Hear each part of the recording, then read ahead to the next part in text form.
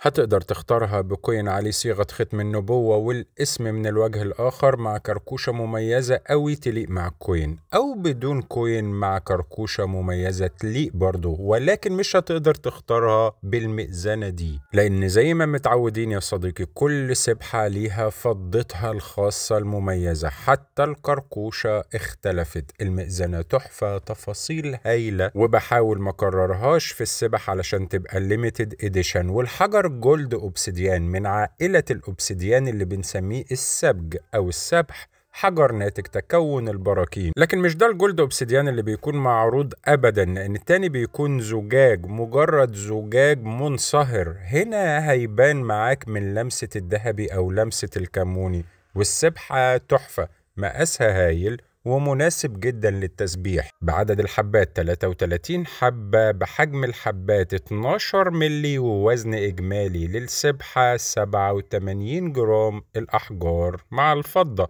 وما تنساش ضمان سرايا عابدين على الأحجار وعلى الفضة. أشوفك دايما على خير.